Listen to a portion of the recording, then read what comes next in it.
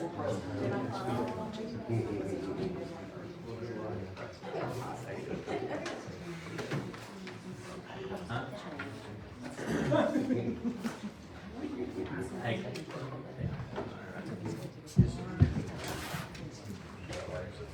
Exactly.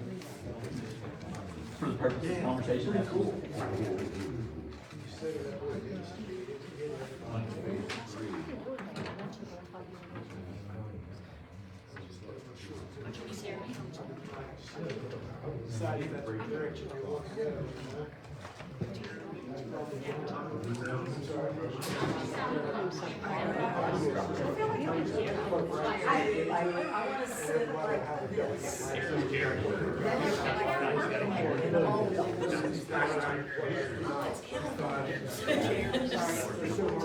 No, he's not.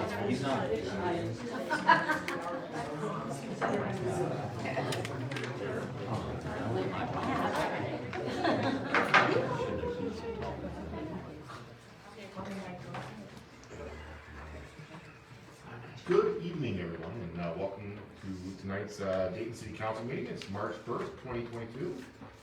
Roll call, please, Ms. Ledger. Mayor Baker, Here. Member Volter, Here. Member Neary, Here. Member Neiman. Here. Member Kelly. Here. Member Lovins. Here. Member Baszler. Here. City Administrator Fawcett. Here. City Attorney Evans. Here. Full house, and I always appreciate that. Thank you very much. Now, if you'd please rise for a moment of silence and a pledge.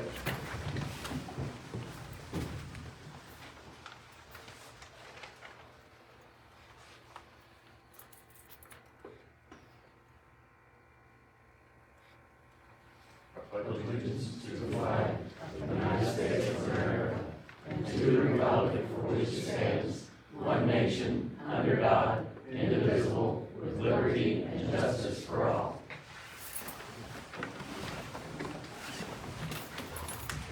Thank you very much. Moving right along on the agenda tonight, we have the mayor's report, and usually that can be lengthy. Tonight, actually, I don't have much to report, so I'll pass the baton. To the motion to accept the minutes from the February 1st, 2022 meeting. So moved. Moved by member Neary, Second. second by member Volter. All in favor? Aye. Any nays? Any abstentions? All right, so be it. Moving along to opening up the microphone for anyone who would like to address council for legislation or introductions tonight. The podium will be yours. Mayor Baker, council members, good evening and happy Mardi Gras to you all. Happy Mardi Gras. My name is Melissa Whalen and I am running for Campbell County Commissioner. I'm here tonight to introduce myself. I am actually a former resident of Dayton. I grew up here, as did both my parents. I'm a proud graduate of Dayton High School. After high school, I went to and got a bachelor's at Center College, then got a master's at University of Illinois and got my law degree at Chase College of Law at KU. I've practiced as an attorney for about 25 years and lived in Campbell County during that time, raising my 2 children. Before I went to law school, I was a social worker for the state, working in Campbell and Kenton counties, so my roots run deep here. I'm here tonight because I want to get to know you, I want to get to know what your needs are. My focus is on our working families here and trying to improve their lives. And I want to hear from you, I want to know what I can do to help you when I'm elected. I don't want to take up a lot of your time tonight because I know you have a lot of business, but I will be around afterwards. I would love to talk to all of you and hear what you have to say. So thank you for giving me this opportunity. Thank you. Thank you. Thank you, Ms. Miller.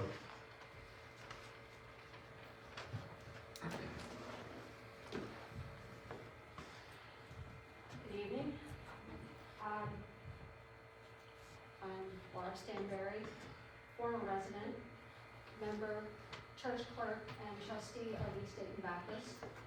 I will receive my speech by saying I appreciate everything that council has done for our church thus far. But we are having a problem with parking on the street in front of our church. Isidro's Sid has been notified by our pastor and associate pastor that we need room. Our little parking area is not quite enough. And as you can see, those pictures are from the 20th when we had a chili dinner. And only one car out front was ours, the blue car.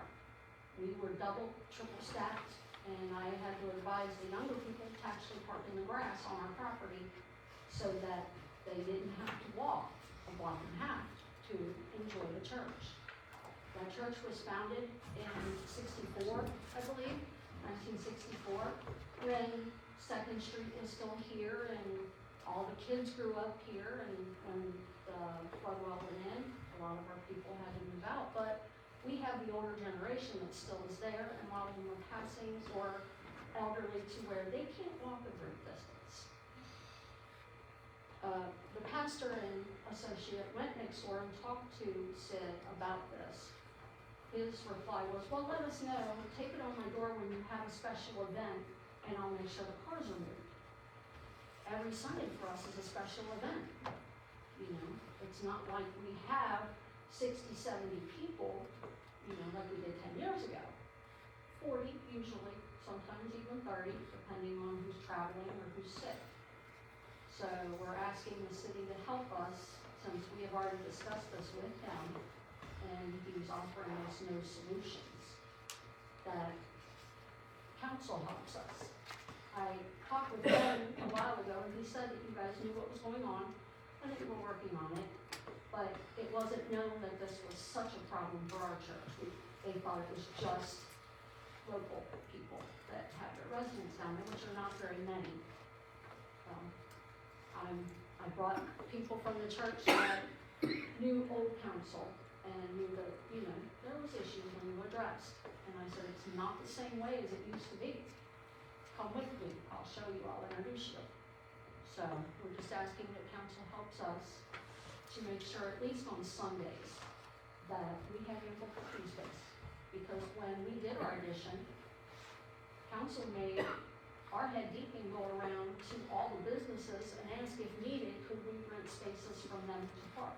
We had to provide for 40 cars. Sid uses the public street for his cars, and they just sit and sit. My mom and stepdad had their truck down there last year. It sat for almost a year, and he didn't do anything with the truck. It's supposed to have a new engine. He wanted more money. Can't give you no more money until you finish the truck. They ended up taking the truck to Braddock's, which, you know, that's good business and money in Bellevue's pocket, when it should be here. So, if you guys would consider this and help us move it along as fast as possible. Thank you. Thank you. Yep. Thank you, Art. So I've been looking at the zoning ordinance as you were speaking there, and it is permitted use what they're doing, but it's unclear about whether they had any restrictions on where they park on the street. They do have they do have, regulations here about parking, where they talk about where you can park off-street on that property. They don't say anything about on-street, so I think the city attorney and I talked about it. We need to go back and look at the original file, zoning file, to see whether there's any restrictions that were placed on them. And then, is the chief here?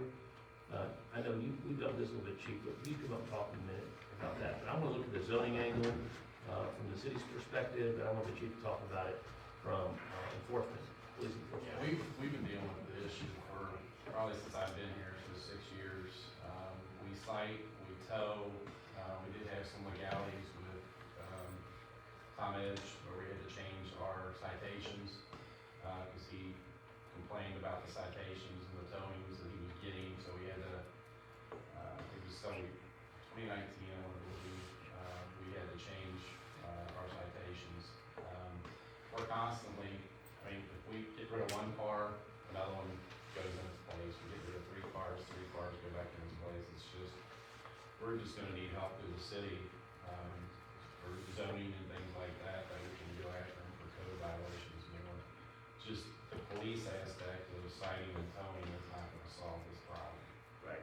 It's just gonna be a revolving door, and that's what we've been dealing with for the past 6 years. And he's been aware, and he's been told several things, multiple times a year. And it's just, you might get rid of a couple cars, and then a couple of them come back. Or, like she says, they'll hold cars till people pay to get them fixed. If they don't pay to get them fixed, he holds them. So they get paid, sometimes they can be down there for extensive periods of time. Yeah, so I'm gonna look at, I'm gonna talk to Cindy Mitchell at planning and zoning, find out what the file says about, what this would address and what planning commission. And I'll meet with him and talk about any legal actions that we have.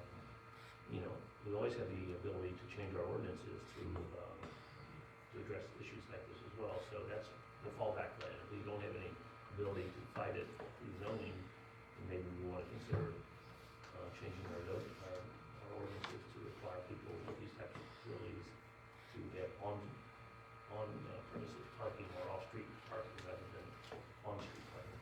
And in some ways, he's been trying to get around it, is he's been parking in the grass area, where it obviously That's says. not, that's not allowed under zoning. I know, and then he's had to move them, and then he'll move them over to the old Radak, along that alleyway, he'll push them over to that side. Where I think we've had some cars, some abandoned cars that we've had complaints on, and Radak, the old Radak, or whoever's there now, was allowing them to park there. But it's an alley, that's public right of way, it's not. It's parking in the back, they use it Okay. for, Now, that's off-street parking, you might be allowed to do that, but, yeah, so that's some ways he's been able to get around it sometimes. but he's gotta follow certain regulations for off-street parking too under the zoning code, so we'll look. So we're gonna have to, we're gonna need some help, we just can't do it alone with the police department, we're gonna need some zoning and some code issues, to do it. We'll definitely look into it, I'm gonna reach out to Cindy tomorrow, and then Alex, I'll get with you, we'll talk about the legal strategy to deal with it. Well, okay, I was just gonna say, can we make sure we get a timely answer for him? Yes, yes.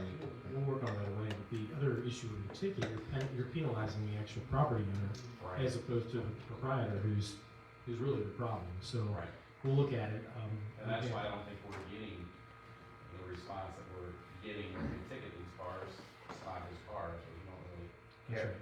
care. So the, I can't speak for him, but that's just the. But he does have a small family, once they give him possession of that car, he's got some responsibility for it. you know, we'll look at it from it's a storage issue, so whether or not he complies with his storage requirement, this is the building standard. If we revoke his occupational license, we'll have a big problem, so take a look at it. Yeah, Some other issues I think we've dealt with in the number of employees. does he have employees? He does, but I think he reports only one. I don't think he's reporting any To the employees, city, yeah, he's not reporting on him about that as well. I know. So, I don't know if you can call him a contractor or what. He's got people working there, so there's a contractor or employees, they have to pay taxes on those Yep. folks. Mr. Fawcett, is the parking regulation as far as X number of hours allowed on a public street, is it different in the industrial zone down No. there than it is in the rest of the There's city? a 48 hours you're allowed to, but, that's really intended for residents, not for business owners, so, Yeah, residents and visitors, and we not. try to give them a little bit more time if they're working on a vehicle, it might be there for, an extended period of time, a week or so.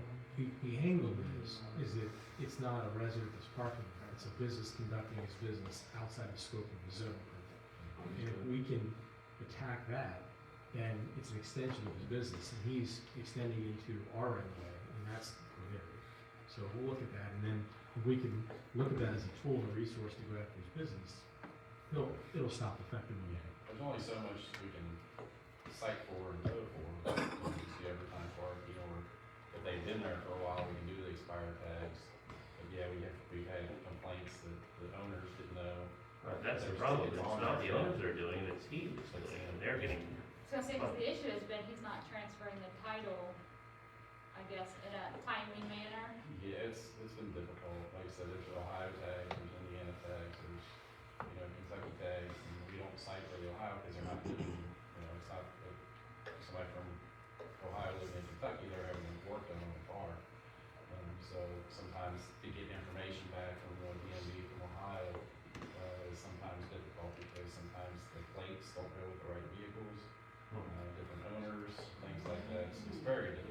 Chief, what we can do is, Jay, we'll talk about the criminal citation aspect of it, citing the criminal court, because the judge will not have any patience for that. Right. And then you've got a misdemeanor over his head, he's gonna pay attention. That's what I think the angle we need to. That's the to angle. look at. We'll take a peek at it. City citations is something you like your folks and, He won't be so difficult to stand in front of a judge. right.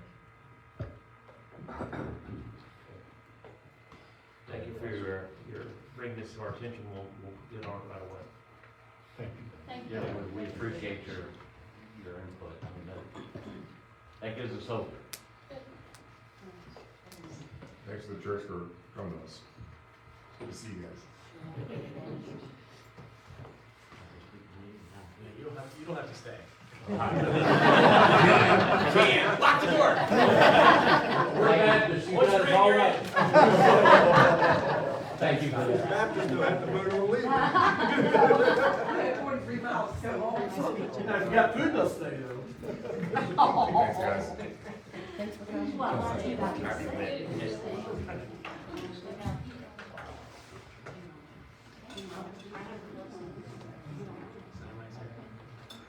Would anybody else like to approach council regarding any legislation appearing on tonight's agenda?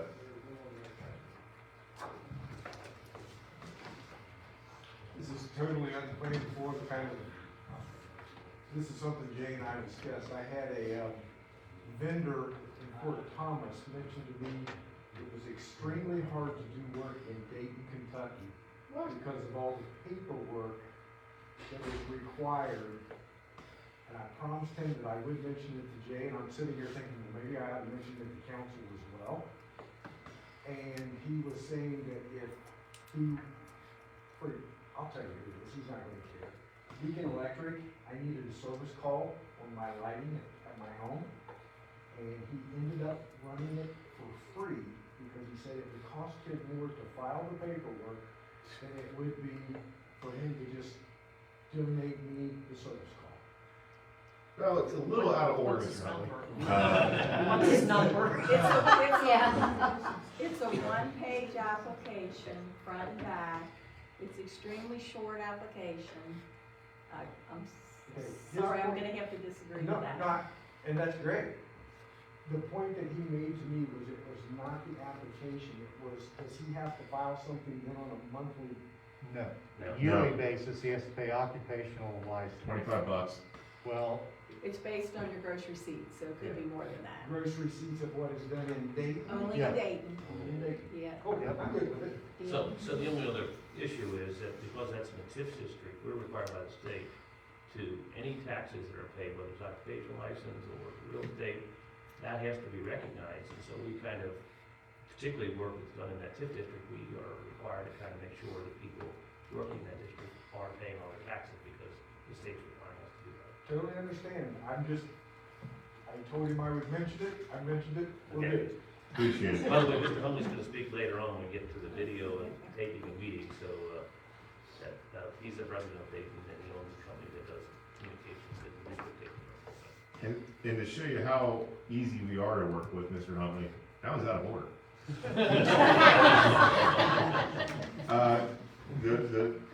The order was to any upcoming legislation, Okay. which that did not address, but we heard you out anyways, man, so, we appreciate your comments. Not a problem, sir. Anybody else on upcoming legislation? I'll be cleared up. All right, we're gonna close the comments in 3, 2, and 1. So moving right along to ordinances and orders, resolutions. The first is the second reading of ordinance number 2022-1, amending chapter 94 of the City of Dayton Code of Ordinances dealing with littering and dumping on private and public properties. This is a motion. Do I have a motion to accept this reading? Make the motion to accept. Remember Neiman's made a motion to accept. Do I have a second? Scott did not. Scott, member Baker has a second. Do you have any comments regarding this, reading? I want to thank the administration for getting this together.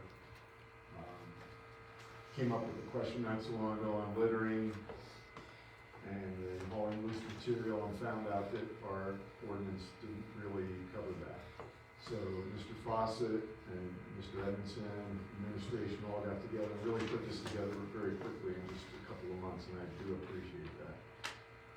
Now the issue is enforcement. That's all I have. Have we ever enforced littering? It's a question. I've seen it. I've seen it. I think we've ticketed people for littering, yes.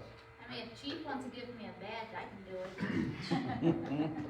So I prosecuted a littering case from Dayton, and it was a 5-hour community service of going and picking up trash. That's awesome. So, and it was effective, and he had to have proof of the 5 hours, so. So under this ordinance, we can enforce it both criminally through the police department, they see someone doing it, but also civilly, code enforcement can do it as well. So this, particular ordinance allows us to do both.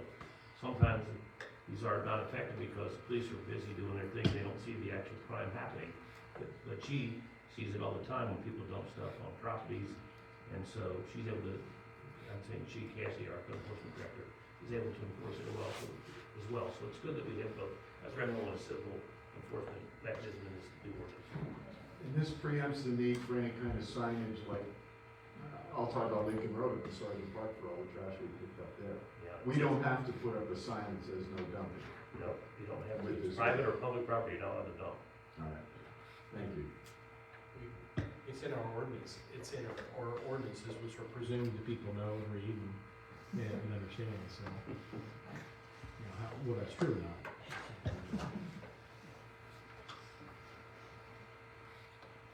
Do we have any other comments regarding, the ordinance 2022, number 1? Roll call, Ms. Ledger. Member Baszler? Aye. Member Bolter? Aye. Member Neary? Aye. Member Neiman? Aye. Member Kelly? Aye. Member Lovins? Aye. The ayes have it unanimously, so passes.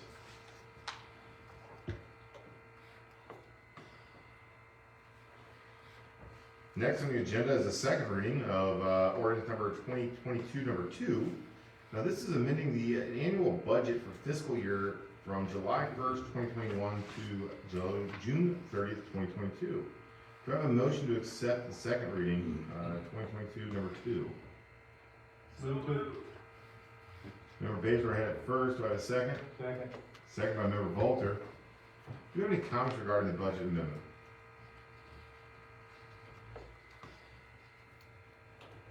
Could you please explain it to the Yeah. audience? Can you read it? Oh, I do not have it in front of me. Oh, it's a 20-page document, Scott. Summarize it, sir. Sir, you're getting ready to go on mute, don't stop. It's really hard to kind of summarize because there are probably 10 or 12 different changes here. We talked about it a little bit, I think, we did some personal engineering about it, but there are certain expenses that were anticipated in the previous budget. Of course, we talked about before, the budget is just a snapshot of what you think the future is going to be, and we had more income in some places, we had less income, other places we had unexpected expenses. And this is just correcting that so that we have a budget that is accurate.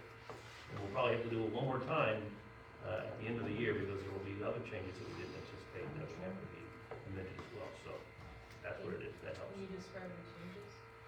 I can't, yeah, we can go through it. We're talking about changes in licenses and permits. That number is going down by $100. Intergovernmental has gone up by 3,000. Fines and penalties has gone down by 10,000. This, of course, this is only, 3/4 of the way through the budget year, so these could all change. Other general fund accounts has gone up by $100,000. And municipal aid road fund went from 93,000 to 103,000, a $10,000 increase. Intergovernmental increased by 8,000. General government appropriations down or up by 20,000. Police department up substantially because I think of the increase in salaries by about, it's like 80,000. Public works up by 6,000. Professional services grants miscellaneous down by 200,000. And, professional services appropriations up by 38,000. And a capital outlay added in at 53,000. That's pretty much it. And then we have some additional changes on our special funds. Sergeant Park Fund, balances from 36,000 to 30,000. And the capital outlay fund of 150,000 was taken out of here and put into the general budget. If anyone watching wanted to look that up, or we would find it. It will be on, we'll post all ordinances, get posted on the website after they're approved the second time, in the second reading, which is this one. So Jared will put that on the website tomorrow. Okay, good. Thank you. Any other comments from council regarding the ordinance number 2022-2?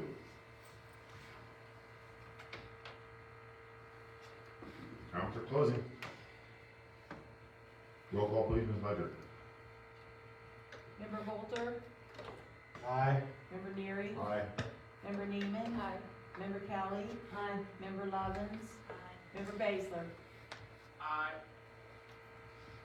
Unanimously opposed, or passes. The next is the first reading, the ordinance number 2022-3, amending the text of the zoning code to include a new section establishing residential infill development regulations and related sections and amending the conditional use text for event facilities in the R1JJ zone. Ms. Ledger, if you would, please. City of Dayton, Kentucky, ordinance 2022, number 3.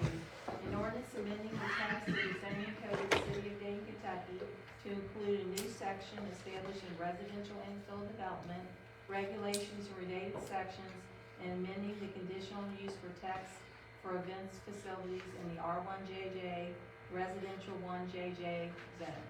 And this is a first reading. Let's give a little background on this so you're aware when we vote on it next meeting. Planning Commission addressed these two issues. I asked them to help develop infill housing regulations.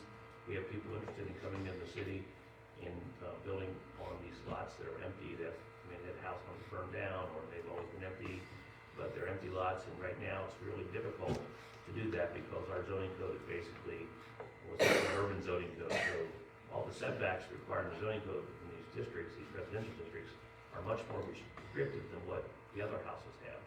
So we're trying to make it very developer friendly to come into our community and redevelop these lots. We did this in Covington, and it was very helpful for urban areas to have these type of infill regulations. We also requiring that when you do it, it's got to match up with the, we've got to look at the average of setbacks, front setbacks, side setbacks in the neighborhood, and match it with that. And also there's a review committee that looks at the proposed development to allow it to be approved, that it's consistent with the architecture, the flavor of the neighborhood. So that's why that's been done. Then the second thing was a request from Nathan Grigger and his wife, Etoba, who are in the audience tonight, to change the conditional use text for event facilities. They have a church on 4th Avenue. They want to convert it into an event facility. They want to have wedding receptions, other types of receptions there. The problem is our current conditional use does not allow for alcohol sales. And most wedding receptions want to have alcohol sales, and many other receptions and events want to have alcohol sales. So they've agreed to change the conditional use, planning commission recommending changing the conditional use permit, our condition to allow alcohol sales when food is served at an event. And so the idea was that you don't want to have a bar in a residential neighborhood, which is where this is, but you do want to accommodate this running an event center to allow alcohol sales when food is being served at an event.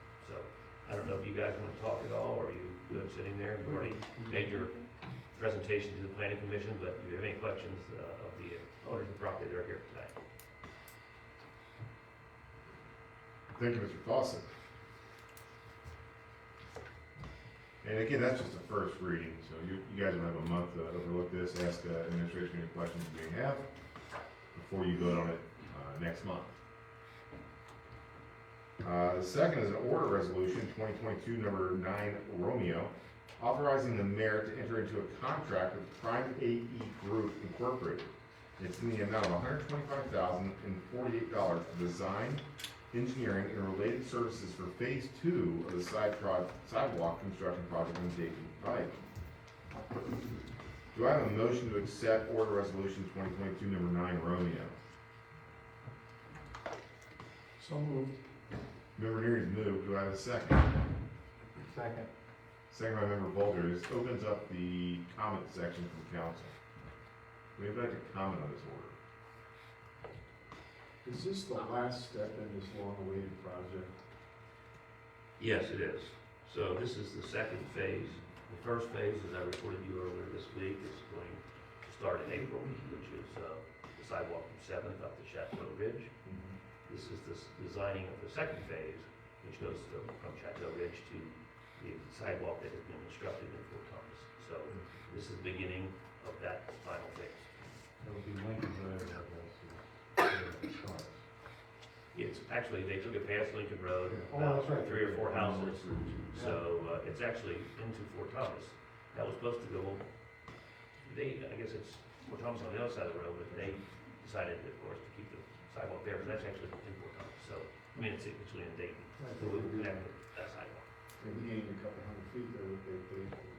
And this is gonna be a very challenging design because of the drop-off there. Exactly. especially It will require some infrastructure to deal with that. There's also, we've been looking at it, there's also a stormwater head down there right by Chateau Ridge, which is in very bad shape. So we've been talking to ST1 about whether there's some funding that we can share with them to fix that. It probably needs to be repaired as a part of the process. Now, are these funds here, the engineering costs, are they covered at all by the SRTS grants? So you can use that for this, yes. Great. Specifically, there's been a lot of treasury regulations that are a lot more flexible on what we can do. Recent guidance came out, so this would be covered by, you could use those for the matching funds. Thank you, Mr. Neary, for your comments. Do you have any other comments regarding 2022 number 9 Romeo?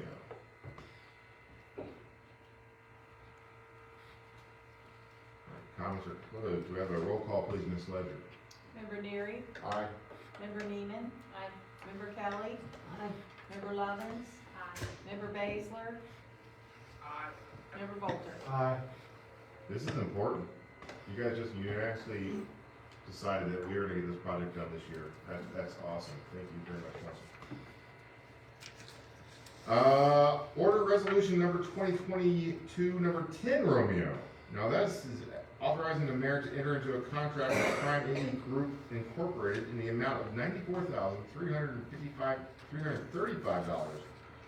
This is for the design, engineering, and related services for phase 3 of the Riverfront Commons project. We have a motion to accept order resolution 2022 number 10 Romeo. So moved. Member Neary's made the motion. Do I have a second? I'll second. Second by Mr. Kelly. Do you have any comments regarding 2022 number 10 Romeo? I'm not an engineer, so I don't profess to know. But it seems to me that that cost in relationship to the Dayton Pike cost is kind of high. I don't know, you're along the river there, it's a straight shot, right behind the new buildings and on up to the marina. It just seems like that's not as challenging to survey. And I know I saw the breakdown, I saw all the hours that were listed, but it just doesn't seem to be as a challenging of a project as the Dayton Pike issue, but maybe I'm wrong. I think maybe a little longer, but there are some issues that are unique here. That they don't have any impact, but the big issue is that this is what the state has estimated it's gonna cost.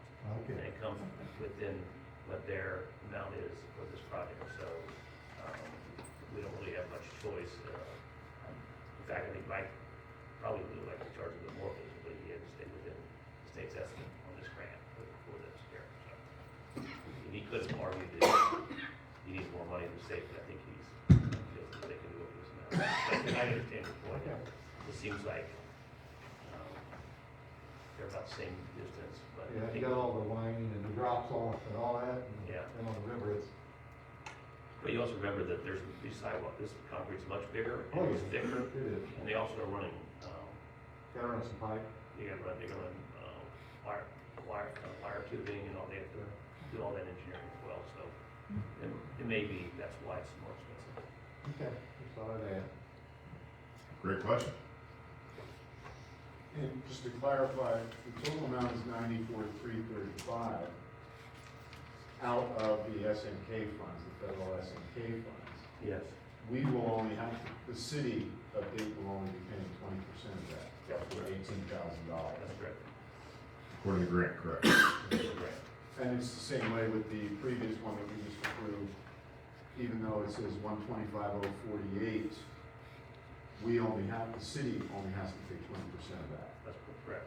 Just The way to it works, clarify that. Donna, if you don't, correct me if I'm wrong, is that we pay the full amount, and then they reimburse us the 80% when the Correct. project is the Dayton contract.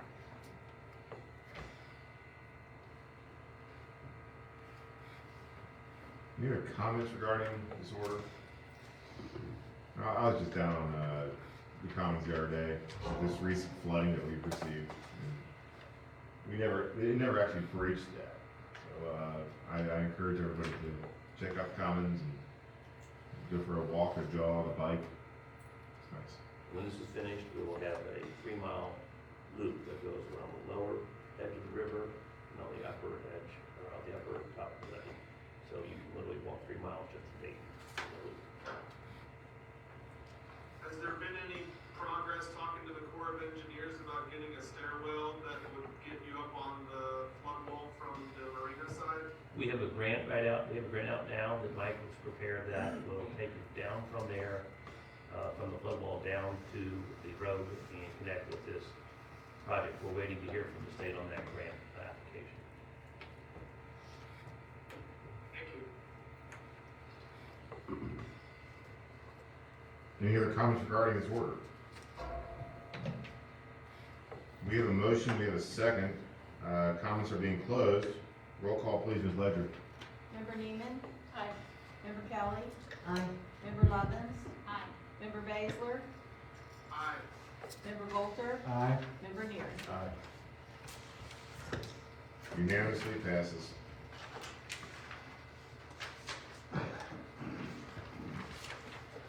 Moving right along on our agenda, we have our department head report.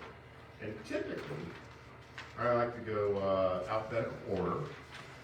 Sometimes we change that up. Tonight, I have a new app on the phone that's going to allow me to spin a wheel that will tell who is going to go first. So we have fire, public works, code enforcement, police. So here's my wheel. You know I'm getting blamed for this one. This is all because of Guys over there Cassie. blaming me. Let's spin the wheel.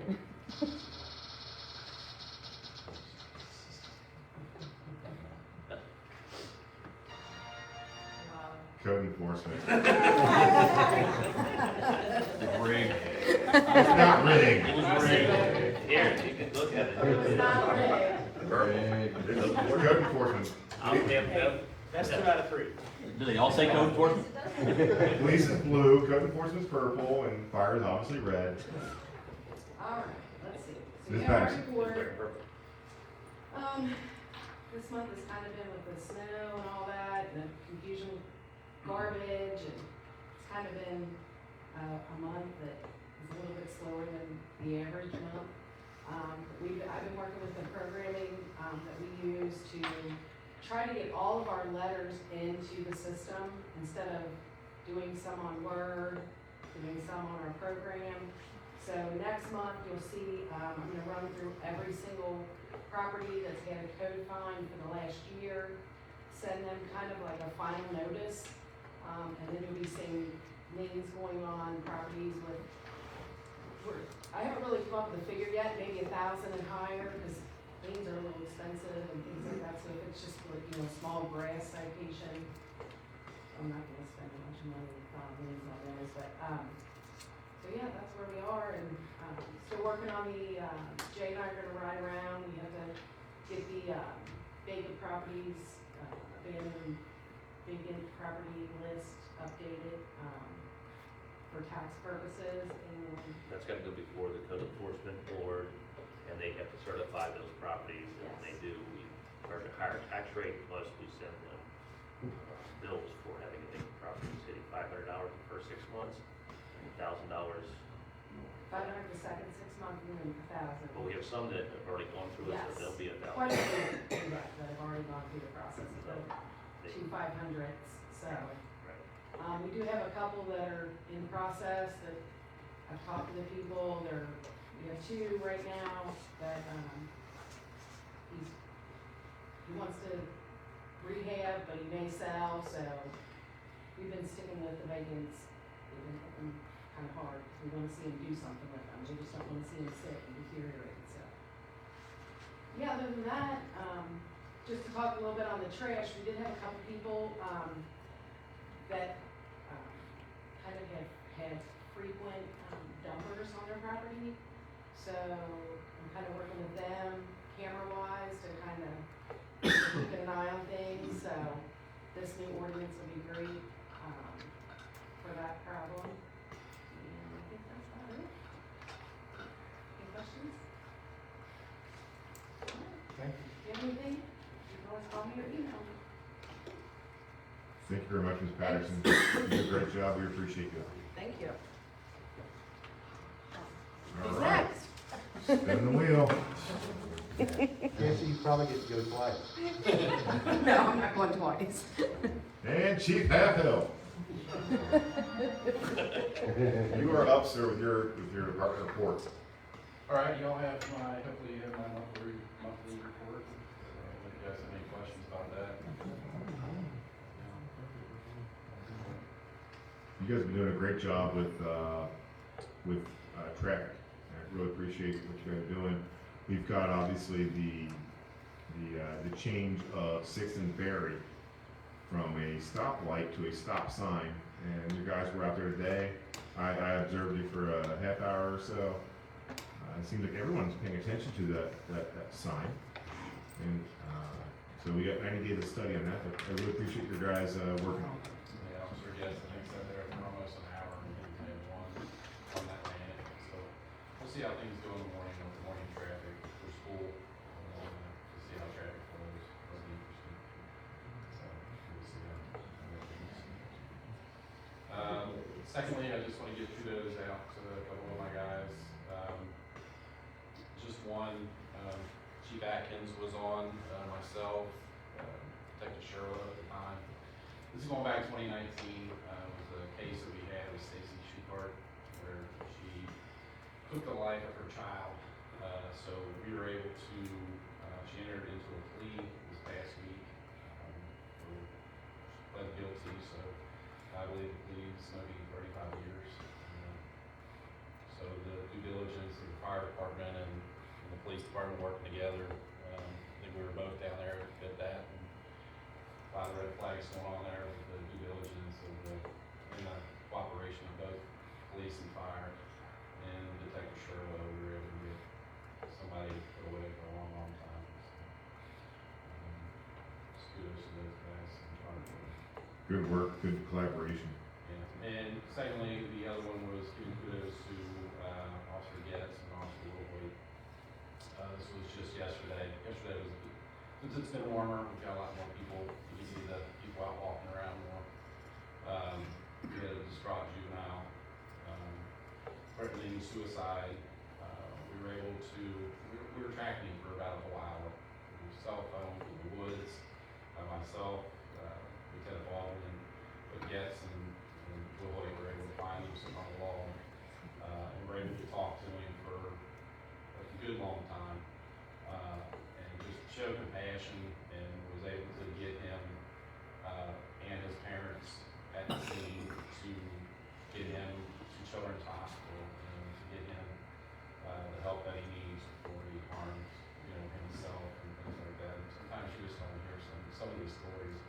So I want to start trying to share some of these things that some of the guys do that just, people don't know that we do. But it is the little things like that, that the guys go above and beyond, just to show the type of officers that we do have working. guys do an amazing job, and those are the stories that don't make the No. The you don't make Facebook the news. pages.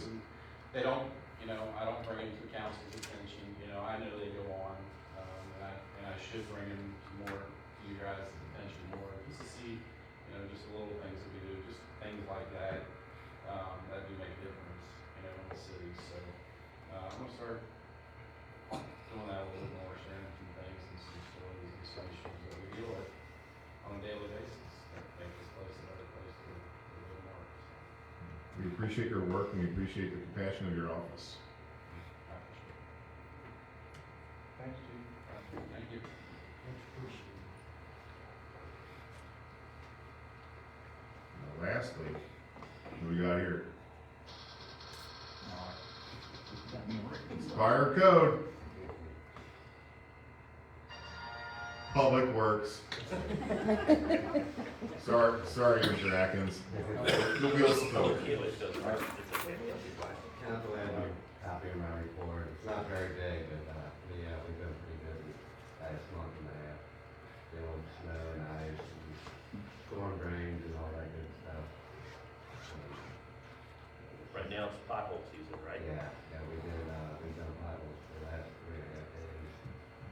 Started last week, we went through probably about 3 tons so far, and we picked up another 3 tons today. But we got a lot of them. We got a few more to go. We'll have them done hopefully tomorrow or the next day.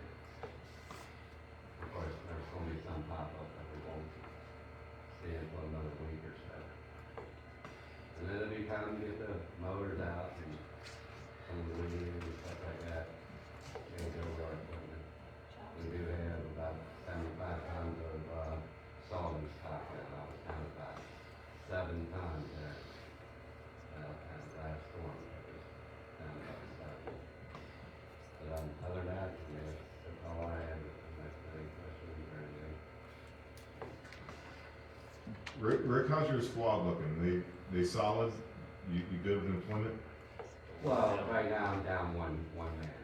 Okay. And I'm gonna start, I'm gonna talk to Jay, possibly get it advertised or whatever, so we can get some applications in. And then we had a guy off on the last storm, about half of it, he got tested positive and then I had a guy off Monday and Tuesday this week, when his baby was in the hospital. And, other than that, we're doing it. We're pretty much. We're down. Yeah. We got hit with a pretty hard ice storm since the last time we spoke at council. And that was crazy ice. Yeah, I've been long 3 or 4 days. Your guys really crushed it, so I appreciate it. we've got a great public works team and we appreciate you. Well, and just to point out, it was only yourself and Jordan during that ice storm. Yeah, Under the COVID. boy, he left in the middle of the night on the first night. Because of COVID. Yeah. And then Jordan, myself, and then we worked till like 10 o'clock in the morning. I came to Jay to let him know we're gonna go home for 3 hours. And we went home for about 3 hours and got a nap in and came back in. But no, I mean, it worked out. I mean, it fell at a good time in the middle of the night and not as much during rush hour and all that. So that helps a lot, get a chance to get a lot of salt down before people start coming out. And a lot of people stayed home, I was surprised. I mean, even when they did at the beginning, there just wasn't that much traffic out. Normally, you always have 1 or 2 get stuck halfway up and then guide people up. I don't think they had one person stuck or anything. No deal with the ice storm. Any other comments or questions to Mr. Lucas? Thank you, sir. Have a good evening. Thanks. Mr. Atkins, we don't have to spin the wheel anymore, you're last in line. At least when to play the game. Kind of won. You all have our report, a couple things I want to go over. If you look, runs are up, so we're 2 months into the year and we're almost 13% above where we were this time last year. So we're gonna watch that trend, just kind of see how things go. I'll say it every month, the guys are out there doing the job, they're top notch, I put them against anybody. weather's breaking, so we're gonna be out hitting inspections hard. We're really gonna try to focus on the apartments this year. A lot of times it's difficult to get these apartments because the owners are absentee land, or owners are somewhere else. We just have a hard time making contact. So that's one of the things we're really gonna push this year is getting the apartment buildings and trying to get them inspected. When we go on runs for EMS runs, fire runs, whatever, we get into them, we'll see a lot of things, and that kind of gets us focused on that particular building. So then just trying to get a hold of the owners, because we have to give them notice before we can come in the building. So that's one of the things we're working on. We have our annual Kentucky Board of EMS inspection coming up in April, so we're starting to prep for that. It's a process. We have to get all our paperwork in order. We have to do background checks from the Kentucky court head, and that takes a while to send off and get those back. So we're working on that. I want to reiterate or kind of piggyback on what Chief Hatfield said. What those guys and what my guys do and lady do on a daily basis a lot of times goes unnoticed. That particular run he's talking about, when you're in your career a long time, both of us for 20, 25 years, there's certain runs will stick with you, and that one's going to stick with me for the rest of my life.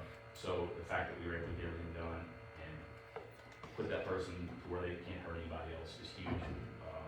But it was a collaboration, the fire department, police department, and I can't say enough. I'll give kudos to these guys all day long. Dave said, he doesn't say a whole lot about it, but we see it every day. We work with them, and and Bellevue Police is the same way. We work hand in hand. And I think if you look in our packet, there's actually a couple letters from some citizens for some runs we made. One of the ladies actually talks about the police department actually giving her a hand. So, and public works the same way. Wintertime when the snow's out and the ice is out, if Rick's not out doing his job, we can't get out and do our job. If the roads are bad and they've not gotten out, they're salting them, they're clearing them, it makes it more difficult for us to get out and make our runs as well. So, and we work with Cassie hand in hand and Tom from Bellevue as far as code enforcement, because we're getting these buildings. We had a fire a couple weeks ago, and we had to get hold of Cassie after hours because of the shape of the building. It was one that we would not have known about unless we had that fire. And then, being able to do that and get her on it as well, and that's moving steps in the right direction to get this building in some sort of good shape for occupancy. So, it's all the departments do really, really well together, and I'll say my guys praise all day. The other city departments are just as phenomenal and just as good as ours. So I just want to make sure that goes on record that everybody's kind of getting a praise. So that's really all I have. Any comments for Chief Atkins? Thank you. You guys are amazing. We have the best team between Public Works and Police Department and the Fire Department. You guys are amazing, so thanks for all you do. Thank you. And I do have a comment, I don't want to get into detail, but this is for our police chief. There was an incident yesterday, and our biggest officer, over 6 foot, and you would probably think was the meanest, but it pertained to a child that was out. They did a fantastic job, and that two jobs are melded. I mean, when you find a 2-year out roam, like a 2-year-old out roaming, I just want to give him props for the way it was done. And watching him kind of be sweet and cuddly, where his appearance does not look sweet and cuddly. He's got a big heart. Like, it was like an immediate melt, like, it was just very sweet. And by his looks, you would not think that. I think he was. But I'm just saying, like, it was immediate, like, how quick he took to the situation and was on it. And when you have a child at that age who takes to someone else, I mean, that's not very often. So definitely big kudos on that one. We've got a great team. We really do. Like, fantastic. That's all we have for the department head report. Moving along to the city administrative report, Mr. Fawcett, the floor is yours. So a few things to talk about tonight. One is the 6 and Berry traffic changes. For several months, maybe years, there's been discussion about whether we could change that to make it safer. Finally, the KYTC, out of the blue, just told us like a few days ago that they're going to make a temporary change today. And so we got word out to the school, to our public, through Facebook and our newsletter, let them know that. And those changes went into effect. That intersection now is a four-way stop with a flashing red light. We also put our pedestrian signs out there as well. I went down there today, can't remember when Neil was down there as well, to kind of look at it and see how it went. Kevin says we're gonna spend 90 days looking at this, to determine whether to make it permanent or to bring it back to where it was. What we saw was, for the most part, we were there, I was there a couple times a day, before school let out, and traffic was coming to a stop, and people were doing what they were supposed to do, and traffic was slowed down. I went there when school let out, just before 3 o'clock, and again, people were stopping, but it did cause quite a bit of a backup. And I think probably a little more substantial. I know there's always a backup when school lets out, and I'm sure that Jessica would tell us more about that, she's in it every day.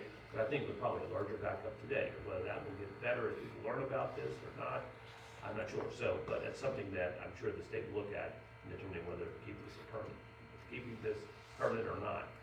So I would say the backup lasted about 15 to 20 minutes, and it went down, went to the east of the intersection, down Clay, and also down the main a bit. And we also had a lot of trucks that were coming back as well.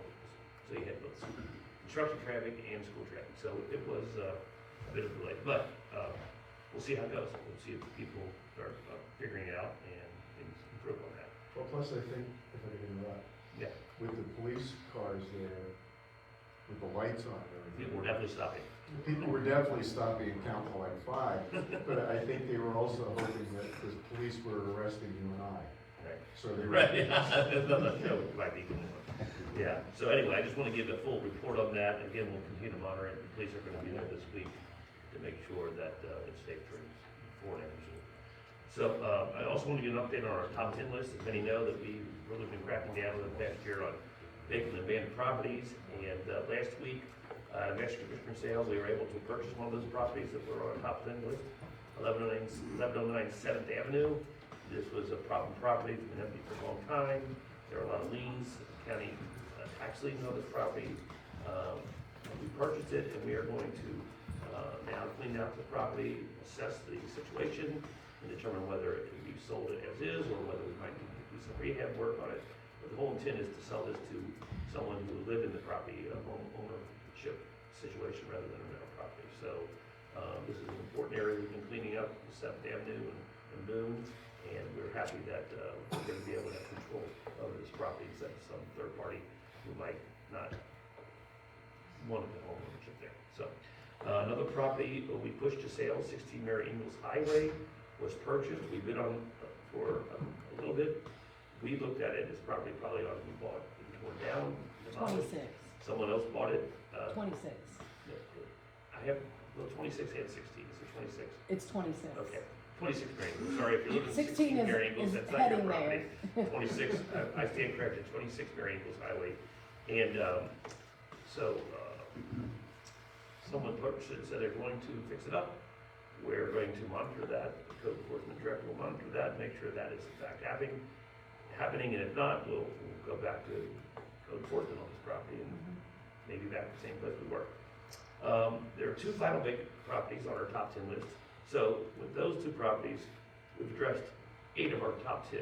And either been torn down or in the process of rehab or being resold. And there are 2 other ones left. 705 Newton, which is right near where we tore down 701. It's getting ready to go to foreclosure, as is 223 4th Avenue. That's close to going to foreclosure as well. It's been empty for quite a while. So those are our final top 10 properties, and it looks like within the next few months, we'll have a resolution of that, and that means we're going to move on to our second top 10, which we're already working on.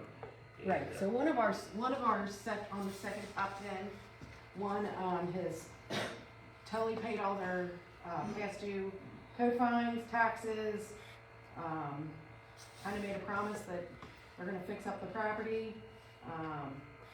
We have one that is in process of foreclosure. We have another one, it's a funny story, but another one that's totally just a mess. And, we found out that the, owners are still paying the mortgage on it, they just kind of fell off the face of the earth, nobody can find them. So they paid their taxes, they paid their mortgage payment, but they have quite a few code fines, vacant property fines, things like that. So the bank is now involved, because we sent them notice and so yeah, they're looking into it, so we're moving right along on the second top 10. Right, Yeah. yep, so it's all good, so that's where we are on that, and, finally, I wanna talk about some, projects that are coming up. It's gonna be a busy season in Dayton this summer with development projects. Of course, we know that they're working on, the Manhattan Boulevard extension of that road. That will be, continue to happen. In addition, the Sixth Avenue, bump outs and the Dayton Pike sidewalk and the Upper Belmont sidewalk project has been signed, the contract's been signed, the project is supposed to start on April 11th or April 18th, I'm not sure, we'll have a more definite date the closer we get to that time, but mid-April, that project will finally start, 10 years in the making. According to the contractor, they will first start work on Sixth Avenue, the bump outs, and then they will move to Belmont, and they will finish the project on Dayton Pike, and they expect approximately 8 weeks to finish the project, so it should be done midsummer, hopefully, if everything goes according to plan as weather permits.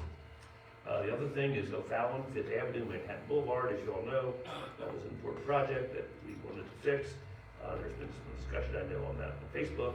Good news is that we signed a contract with TMS Construction on February 11th, so that's ready to go.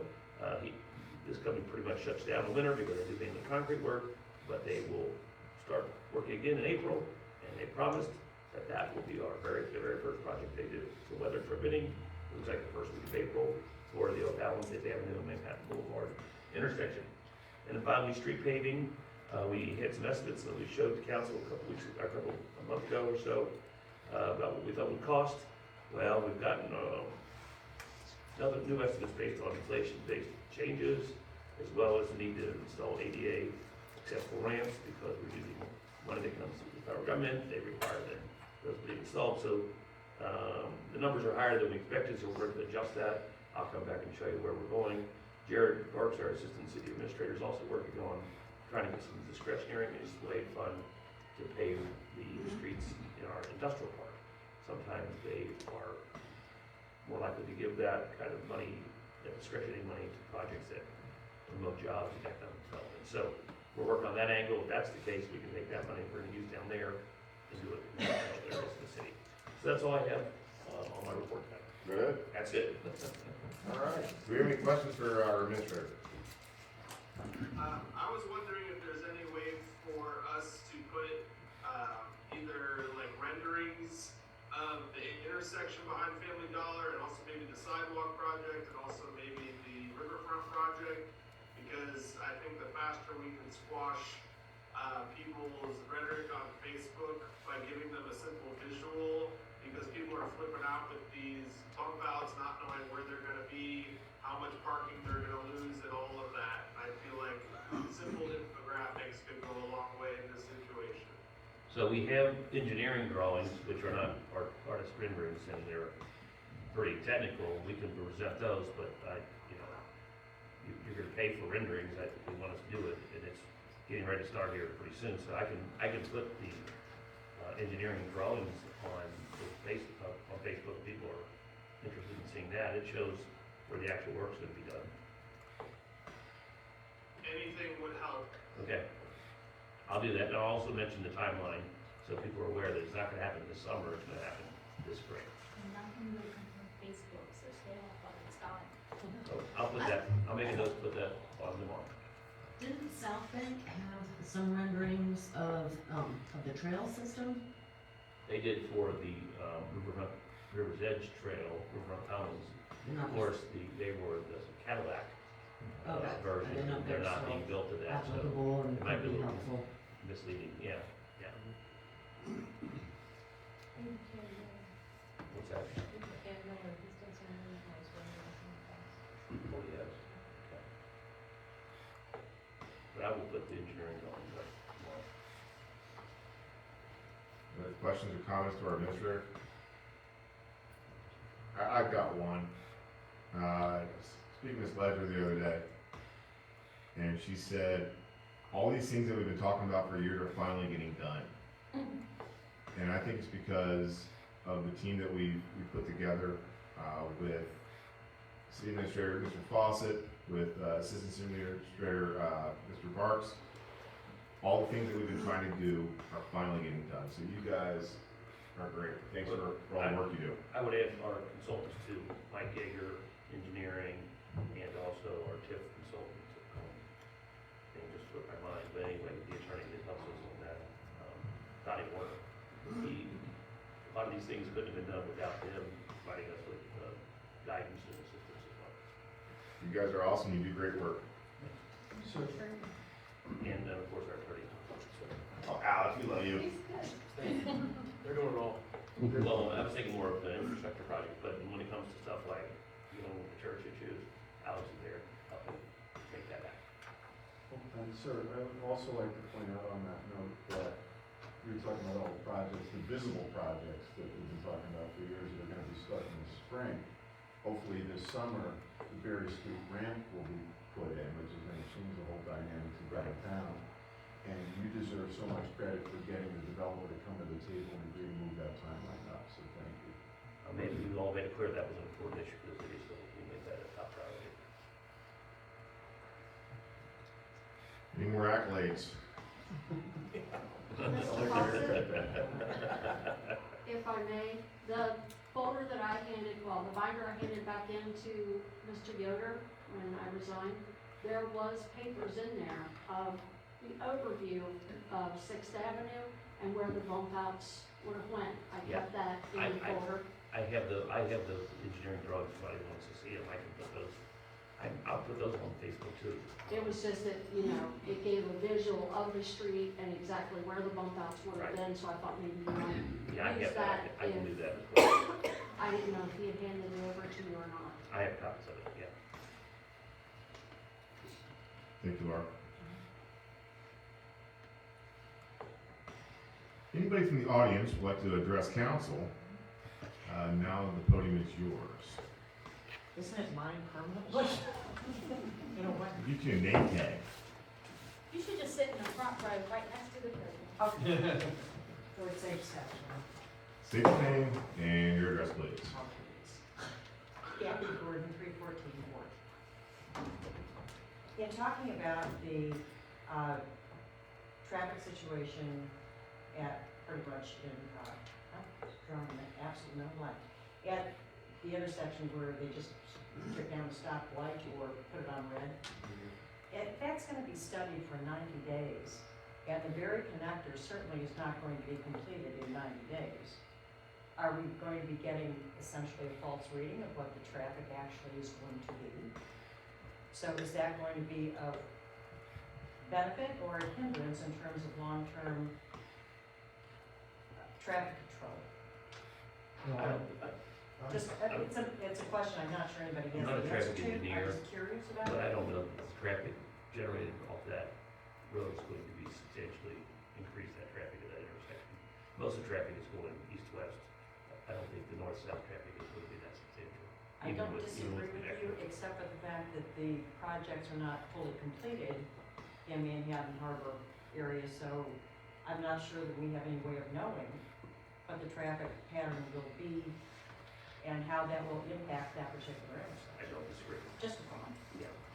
Because is the Kentucky, state part of it? When they said that they suddenly just sort of said they were gonna do this? Is the purpose really for protecting the kids in terms of school traffic? In terms of why we went from stoplight to stop sign? Well, Or was that our decision, or was that state decision, or? the council talked about it, particularly Councilmember Neary, this has been an important issue for him. The idea was to slow down traffic on Sixth Avenue. If it comes to a full stop, you're slowing down. And we all know that traffic light stayed green for a long period in a very short term. Maybe one car or two could turn left 7 there. seconds.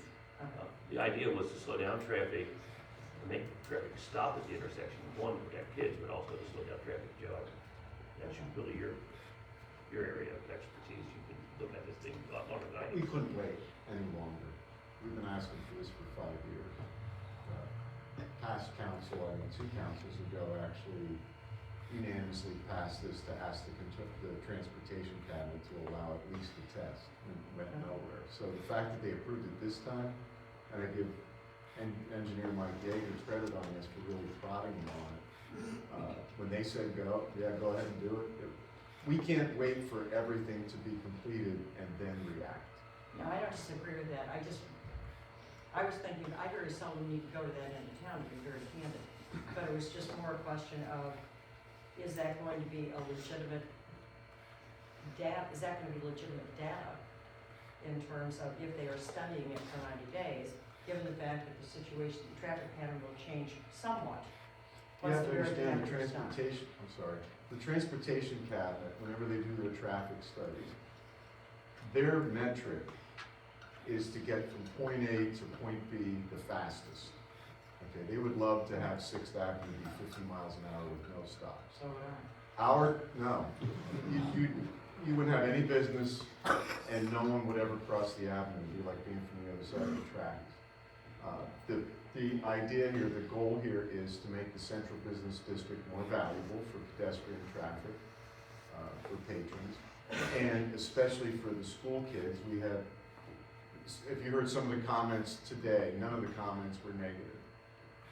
And also Of for, course, these were people that were walking their kids to and from school, they were Right. driving, but these were And people. I don't want this to sound like a criticism, I just want to be more educated about what the situation is and whether or not it's going to be, for lack of a better term, accurate data for whatever purpose they're collecting it, once the very connector is done. valid point, but as I said, we've been waiting on the if we were to tell the transportation cabinet, no, we're gonna wait until this, that, or I know yeah, we'd that. never get it done. Of course, those of us who have to deal with the So Manhattan Boulevard and Fifth and O'Fallon, we've been waiting a while too, so, and that has nothing to do with Kentucky. So I'll give 2 different opinions. So I live on 4th Street, so to leave my house, which I'm right there, 4th and Berry. So I'm turning on Berry every day, all day. As a citizen, as Jessie not taking her child to school because she can't walk 2 blocks, I hated the light, because you got exactly 7 seconds to cross that. So you're waiting for the oncoming traffic, it's a nightmare. Now, when I have to be a mom to pick her up from school and loop it to the 4-way stop, it was a nightmare. And it's not really the traffic. Kids are just gonna walk the walk. So what backs it up is kids are spaced 3 feet apart and they automatically just keep walking across that. So you can't go anywhere. And obviously to loop around school, because I do it twice a day, every day. So living on that street, I hated the light. But I also have a kid, so I hate the 4-way stop. Got it. You know what I mean? Like, so it just depends the hours. Like, but during school hours, it's a miserable 4-way stop for a stop sign because of kids not waiting. Same way in the morning. You have to wait about 15 minutes until everyone's 2 feet apart and they keep on going. Yeah, it is a train. But when school's not in session, that light was a nightmare to go to Hansman's, to cross over the avenue, to do anything. You almost had to run the red light, not saying I've done it, but that was the only way to get across Can I it. guess? You can guess. Thank you, I just wanted to, because I'm sitting here somewhat confused in terms of the benefit of the study that they are doing when all of the traffic hasn't been created yet, in a way. That's all. I'm saying, on some DOT projects I've worked on, when they do the traffic studies, they'll take that data to then come up with like a grading for your intersection, like a letter grade for it. But then they also will like extrapolate, assuming that, you know, X, Y, and Z factors happen, and then they'll see what the grade is. So you could be an A now, and then yeah, if you increase your population and more cars, then all of a sudden, now you're looking at a D, and, you know, what are you gonna do to fix it? And that's kind of where I was going with the thought process, so I thank you. mean, it makes sense to have a 4-way stop. Besides in school hours, it's a nightmare. And again, it's not really the stop. It's our You Yes. just keep going and you're just there and that's kind of what backed up today. I mean, you sit at the corner waiting because no kid will stop and wait. Your kids. I know. So they thought about implementing maybe a crossing guard like we had right there by the school? It's kind of the same way with the crossing guard. So in the mornings, the kids come first. So whether they're 3 feet apart, he's still gonna keep letting them come. So I live down Green Devil and then come up on the other side. The kids get to go first. But they're always about 2 to 5 feet apart. They never stop. And it's like you have to wait. And that's what backs up the traffic. But when school's not in session, that light was a nightmare. Trying to cross. And there's 180 days of school. And that backup today was, the worst of it was maybe 20 minutes, let's say a half hour, which it's normally weird at Hansman's anyway. Yes. So you're talking about 90 hours a year. I mean, you're talking about 500, a little bit over 500 each school. So you got 1,000 kids leaving at that time, not counting the parents coming to pick up their kids. It's a small town. Don't be in a hurry when you're down there. I mean, you can't stop that traffic. Well, plus, and Jay and I discussed this, to your point, I don't know what the transportation cabinet's metrics are going to be at the end of this 90-day period. To say, yeah, keep it that way or no, change it back. I think it's probably gonna depend mostly on public opinion and our input. And you can't judge it on just the first day or two of the No, first time. I think that's what I was trying to get at, is Right. that we can't, it would seem foolish to me to make a decision based on incomplete information over what will transpire or not, once the Berry Connector is completed. That's all. And I'd rather we made that decision because we live here than the transportation cabinet who's only concerned from A to B. And I think we really, in northern Kentucky, especially in our little river towns, have a misconception of what a traffic problem is. That's true. If we have to sit and wait 5 minutes, a lot of people are agitated and irate. But in fact, when you look at Chicago and some of these other areas, even up in Mason, Ohio, on 71 there. So, I think the safety factor is definitely important, but, I think we get a little bit fired up and we gotta wait 5 minutes sometimes. I think people think back to a time when you could go straight through Dayton, Bellevue, and Newport in 5 minutes, and they would love to bring that back, but, I clocked myself today from 471 to Berry, 6 minutes at 5 p.m. And, I pick up my grandson sometimes from school and take him home. They live in Wilder, and I can go from Dayton High School to Wilder in 21 minutes. So, The only issue I see at that intersection is going to be old school Daytonians breaking the habit. That's a 4-way stop. I watched one lady today, Because it caught myself today. Just because out of habit, I expect a light and Sure. I was not thinking, so I am just as guilty. And then I was like, holy crap. I saw one lady today who I know lives in town and probably goes through there a lot. She came to the red light and waited for it to turn green. Until the people behind her beeped and beeped and beeped. So, yeah, first time through, first couple of days. So it's just gonna be breaking habits. Like, I mean, it's like, Big bad parlor. yeah.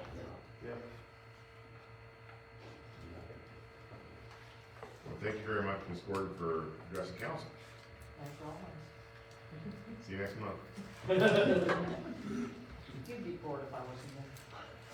Would anybody else like to address council? The podium is yours. And close it. 3, 2, and it is closed. Moving along to unfinished business. Do we have any unfinished business that council would like to address? No unfinished business.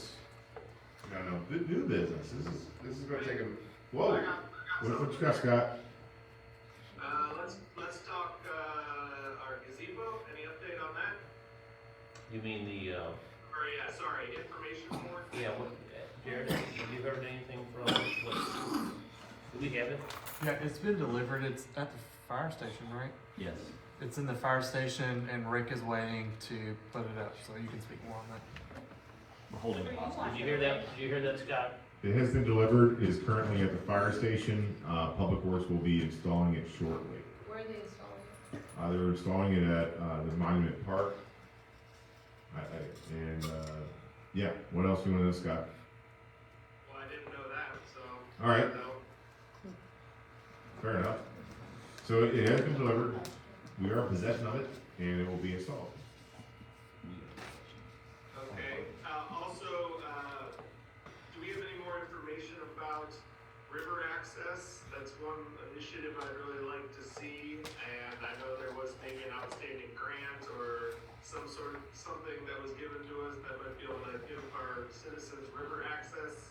Are you talking about the kayak and canoe access? Yes? Yes, so we actually received some bad news about that. Last week, we went to Frankfurt, Mayor, and I and Jared, and spoke with the DLG Commissioner, Department of Local Government Commissioner Dennis Keene. He had called me saying that he thought that he was going to be able to get $100,000 to us for that grant, and they now have said that that grant will not be given to us this year because there was an application. The application was submitted by Bob Yoder. Apparently, an email was sent back to him about appearing, and either he didn't get it or he'd already left the city, and so we lost that opportunity. So, but he did say to us that if we submitted it again next year, that we would, that he would definitely take that into consideration, and that there was a good chance that he would see that it could get it funded. So that gives us some time to submit a new application and maybe put a little more work and effort into where we want to put it. Last time, there was some discussion on council whether that was the best place to do it. That's the status on that. So unfortunately, that grant's not coming this year like we thought. Are we up to date on outstanding grant applications? Because I know Bob liked to apply for a lot of things, and sometimes we got some grants and maybe they all didn't get spent or used. Is there any breaking news in regards to any grants that maybe we got from this in the city? Nothing, that was the only one that was outstanding. All the other ones we had forgotten or been told that we didn't get them.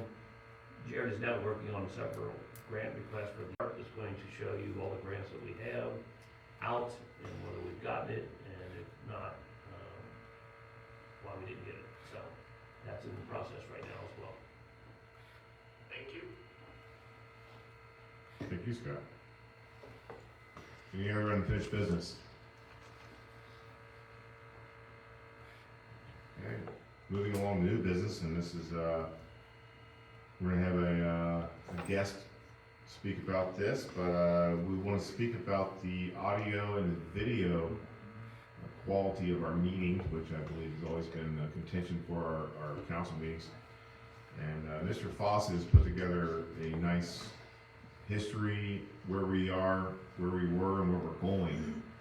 So I'm gonna give Mr. Foss the floor to speak about that, and then introduce Mr. Huntley. Yeah, so, I don't know, you need to step in, and you also have to go for yours. Okay. Before he goes, I just want to talk a little about the history here. So before I came to the city, apparently the administration prior to yours did not video the meetings, is that correct? We always videoed them, yes. The quality of them is of questionable content, but quality. So when I was here, and we started, I guess Bob Yoder used to record them on the phone. There was some quality was not very good, so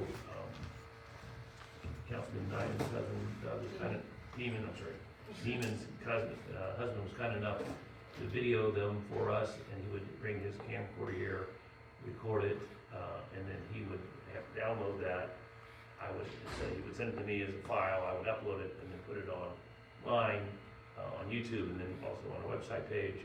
The problem is that people were saying, well, we want to see it live, so we started doing Facebook feed. We had a camera that was supposed to be a good streaming camera, and it wasn't working right. Correct. So we ditched that effort, and then we went with a high-quality iPhone. That was better, but people were still saying, I can't hear. So then we purchased these microphones and sound system, wireless microphones. Not a high-end expenditure, but it was what we could afford in our budget. At the time, it was not budgeted in the city. So we did that. It helped a little bit. It really helped with sound in the chamber itself, because we have a speaker back there that's helped that a little bit. The problem is we get feedback, and it's probably because it's a cheap system.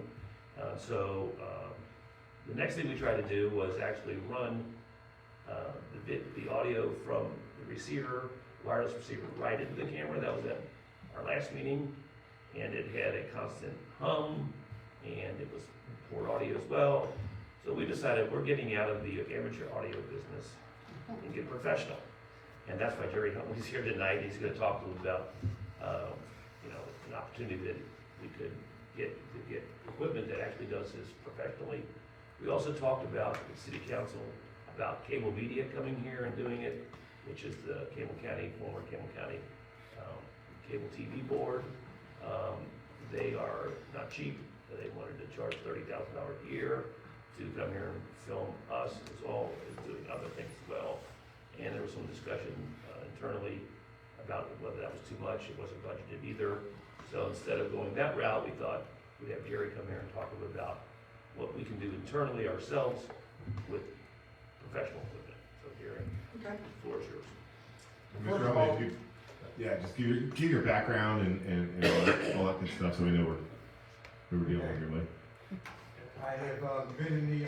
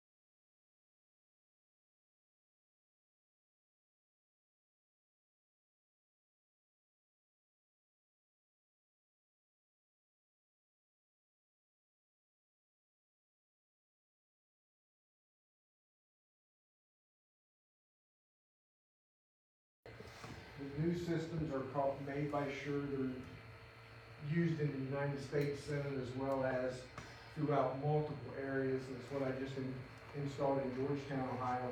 They have what we call delegate stations, and then you can get other stations as well, and you can take it even up to the point of voting, where it will register you if you want.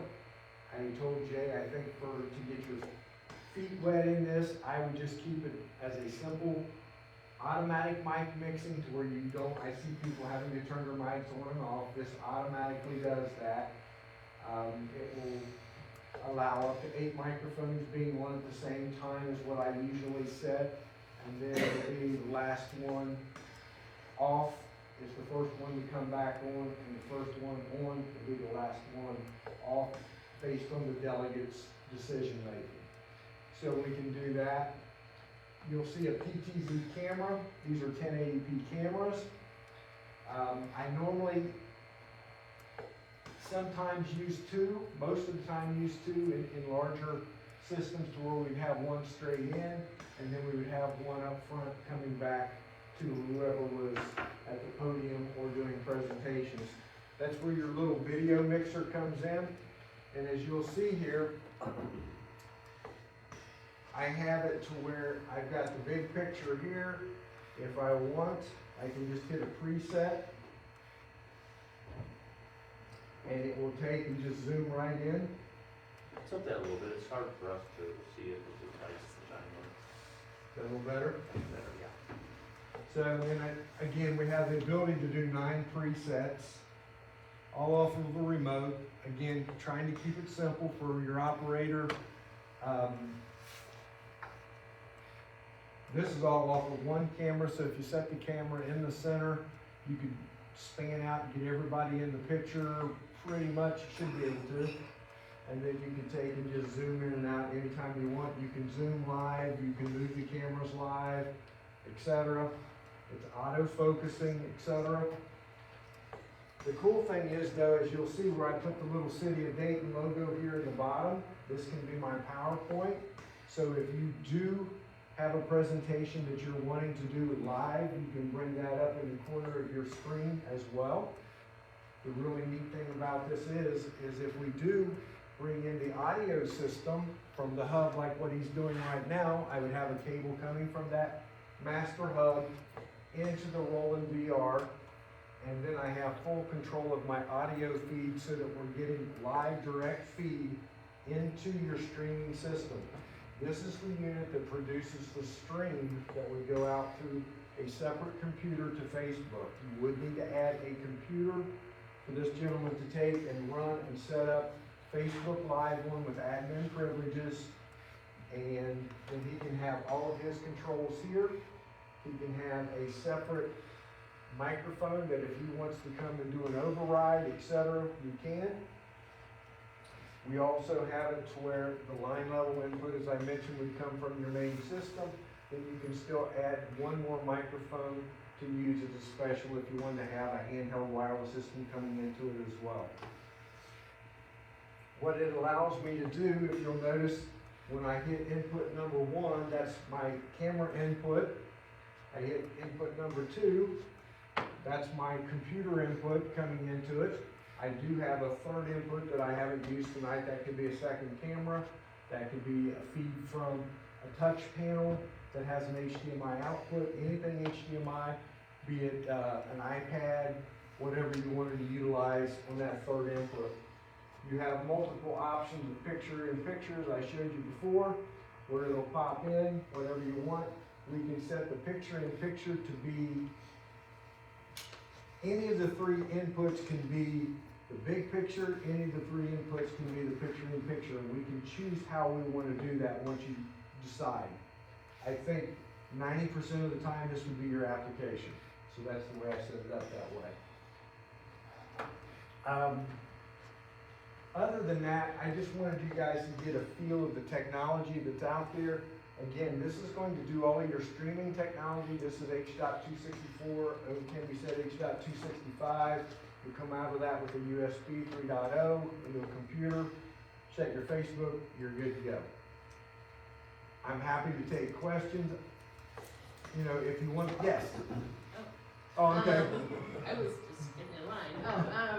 Streaming, so it can stream also on YouTube? You can stream, that's a great question. Normally, I don't choose the format that you stream on. This is an H.264 output. It will stream to any format that you want. You have to, through your computer, set up the format that you want to do the streaming. And Scott, I'm sure, is very aware of this, and he can help you guys set that up the way you want it to be. But if you do Facebook Live, obviously you have to have a Facebook account, which you have, I'm assuming. You have to have admin privileges. You have to have it on a laptop or on a computer connected to the network. Right now you're streaming off of probably just somebody's phone, I'm assuming. Right. Yours, okay. So you would, if you're doing it with a laptop, you would need a network connection, probably wireless in this application, as long as you have a minimum of 8 meg upload speed. That way you'll have no glitches, etc. Or you can do a hardwired connection into your laptop, and that will increase your speed and bandwidth as well. The cool thing about this is it does all of the combination and time alignment, and I can literally go in if we need to and time align the audio to match the video, but under these sort of runs and stuff, that's not even a situation would even occur. I can go in through the menu pages, I can set up audio input levels, EQs, everything like that. What I want you to understand is if you purchase it from us, great. If you don't, that's quite okay too. But we would come in, set it up to where you would literally take them out of their packaging, set them on the desk as you do now, plug in the camera, plug this in, a cable from your output of your microphones, plug in here. You could literally be up and running in a portable application in less than 15 minutes. So, any questions or comments or things? Yes? So, I've been watching this for years, and off and on it's always something. But the main things are, is it audible? And also, can you see every speaker, including anyone who speaks at the podium? Is that going to be difficult for whoever is running this?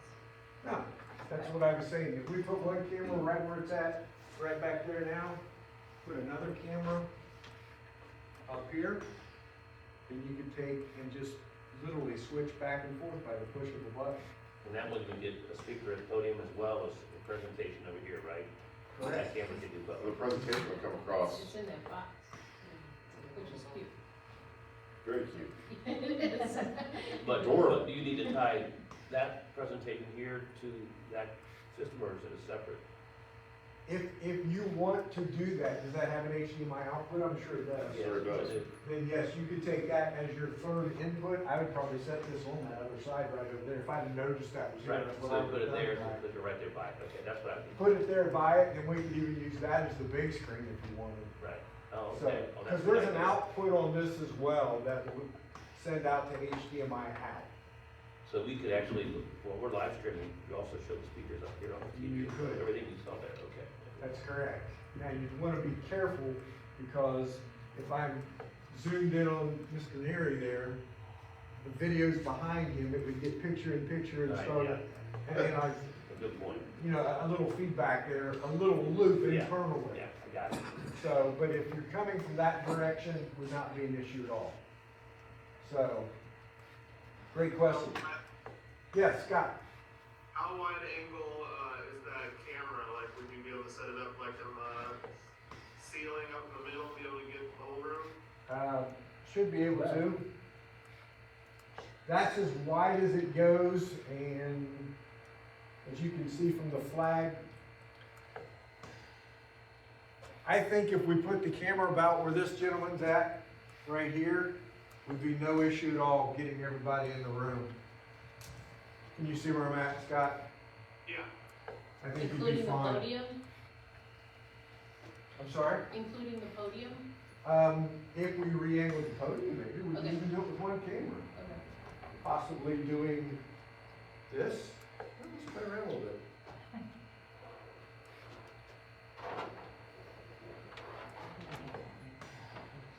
Are you familiar with the Mevo camera? I am. What are your comments on that type of system? The issue would be there is, I've done several systems like that. This system works a little smoother in reference to adding it into like a rolling mixer and bringing audio in and bringing other outside entities like other HDMI sources into it from a computer, etc. That's the big difference. If you were just streaming off the cameras, what you're speaking of would work fine. But trying to bring in the whole presentation format, that's where your difference would be. So, How's the audio? the audio would be perfect. That's our biggest issue. People don't wanna look at me so much, they wanna hear us. Understood. But what you'll find is because they've never had it before, once they have it, they don't want to give it up. And that, what I mean by that is, once they get the visual to where they can see your expression, well, did he really mean that? Because I heard him say it, but I didn't see his expression. Once they get used to that, and that's one thing that we have learned through WebEx and Zoom and everything during COVID, is viewing the person's face is huge in business and decision making, okay? I know with St. E and doing all of their, I've done every one of their rooms at all 4 locations, the CTEC Center and everything like that. And one of the biggest challenges that we have is if somebody on the far end doesn't want their picture to come up, Gary just goes ballistic. He wants to see Jay's face. Now, is Jay giving me crap and just telling me what I want to hear, or is he truly being realistic about it? And that's so important. And that's why we're doing them the way we are. I've got probably 35 different team systems just running at St. E right now. And, you know, I'm a resident here of Dayton, so I was going to ask that. You are a Dayton resident, you are here to help. I'm just here to share a little information right now, more than anything. Party's itching to ask a question. Yes. You had mentioned these Shure mics. How do they, do you happen to have a Shure mic with you, and how are they comparable in size to what they use now? Well, great question. No, I do not have, and that's a point that I definitely was gonna bring up. None of this equipment, I shouldn't say, this equipment is all available because when I had a chance to buy it, I bought a lot. And what I mean by a lot is 24 to 30 pieces at a time, and I keep ordering in advance because right now we're at 3 months out. On Shure product, it's going to be end of May before we receive the product. Okay, that's if we ordered it today, and that's with any manufacturer right now on that kind of stuff. To answer your question, the new Shure system would be a little larger than this, and it would have a cough button on it. It also has an LED screen. Jay has a full spec sheet and everything on that system that he'll share with everybody. Couldn't these microphones work with this system or the new system? Because I honestly don't have a problem with these microphones, people just aren't using them. So as long as people use them, they work. So can we use that with this new interface with the camera? Sure you could. If you feel the quality is good. I know that when we try to use them for the zoning committee, we always have problems with them dropping out and static.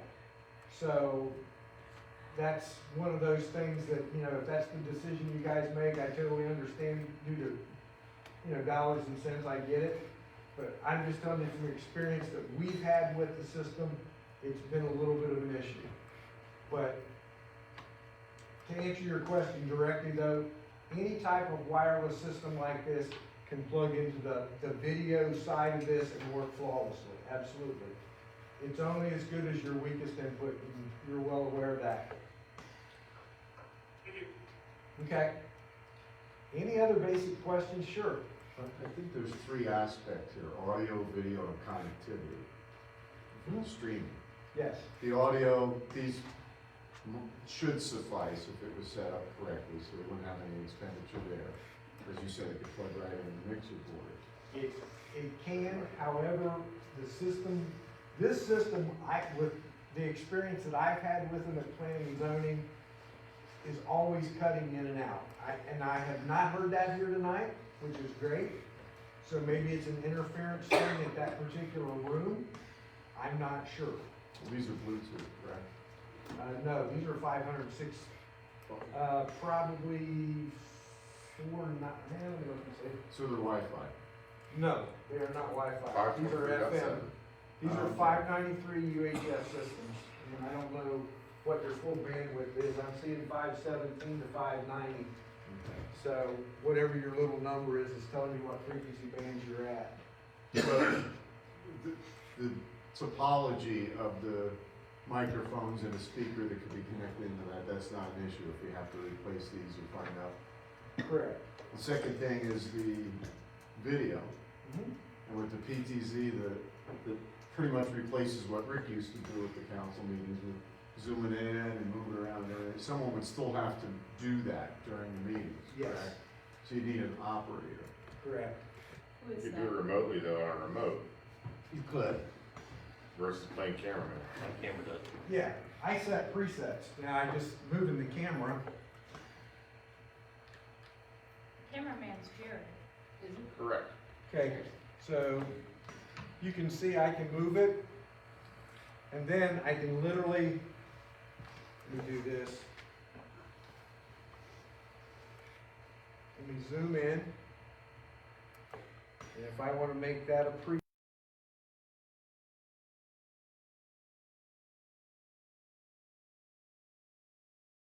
Number 4, you saw it set preset number 4, then I can go from preset 3 to preset 4. And one person can produce the show piece of cake. I'm thinking of board meetings. Being, not just when someone's here, but for the board to be able to go into here with the community center and turn everything on and have it work. The most important thing I think we're having an issue with is connectivity. In that we're trying to do this, broadcast it through a cell phone, which is intermittent, using their Wi-Fi here in the building, which is somewhat intermittent. I mean, correct me if I'm wrong, I think those are the problems we've really been having, is keeping the connectivity. If we're gonna keep using this room at the Board of Education, could we explore I don't know why the school board doesn't have a setup like this here. Could we split the cost with the school board of a system like this, so we could all use it? Or, because my concern is the portability and having to hook everything up and pray that you don't damage it. I would rather have an installed system either here or in the community center and tweak it as needed, whether it be for the audio or the placement of the camera or whatever. Sure. That's totally at your all's discretion.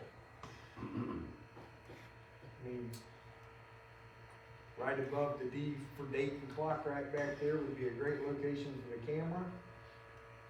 Or anywhere back in this corner, since we do a shorter side here and a longer side there. And if I put this more like this, you could do everything with one camera. So you have cost estimates on all of this? He does. And the estimates you gave me, Gary, were for 2 cameras, 11 microphones, and all the switching and other equipment needed to do it, right? Yeah, but keep that wireless microphone delegate system totally separate, because that'll scare them to death price when they're using the system now. It's about $800. Right. A good system, and I'm just gonna be upfront with you, a good system's gonna be $18,000 to $20,000 for a good, and what I mean by really good is it's going to be a system that's encrypted to where if I wanted to sit out in the parking lot, I could take a scanner and listen to everything that you guys say on 562, 519, whatever. On the professional systems that are designed for boardrooms and delegate rooms, courtrooms, etc., it's all encrypted information, zeros and ones, and there's no way that you can go outside and listen without having the little box that actually interprets the encryption and then sends it out and brings it over to here. There are hardwired systems that we can just daisy chain with an RJ45 cable. That's something we looked at. Again, I'm here to just try to educate you a little bit tonight and let you know your options, and then once you decide the directivity that you want to go, I'm more than happy to give you a price on doing it, or even help you make a decision if you want to buy it from somewhere else. I'm easy with that. Do we get the Dayton discount? You actually, I told Jay, I priced it, I don't mind telling you, I priced it at 7% over our cost, and I got an extra 5% from Sure on the pricing I gave you. So you're buying it about 2% over your cost. But, yeah, absolutely, you get the Dayton discount. That's always a great great question. As a buyer, you gotta ask. Absolutely. So you said the range is $18,000 to $20,000. That's if we go the really good, sure wireless system. And let me take that to the next step as well. Once you get through this, if you decide you wanna take it to do voting, it has voting capabilities. Somebody would be required to run a laptop like what she's doing now. Instead of having Scott there, she'd have a separate little one that she could record the minutes. Or maybe Donna's the person who does that, I'm not sure, who records your minutes, etc. And that person then, if there's a vote, it will say, okay, Mr. Neary voted yay, and, you know, whoever voted whatever, and it will record that. So, those are the kind of things that you can take it to the next step, that's all included in that price. Do you really have to have that good of a system? No, we were trying to find something to get Jay some pricing that's actually gonna be available in the next 6 months. Because if I had to bought what I did when I did, you just can't, if I ordered wireless microphones right now, I'm being told 6 to 9 months. So that's just where we're at. How long do these systems last, would you say?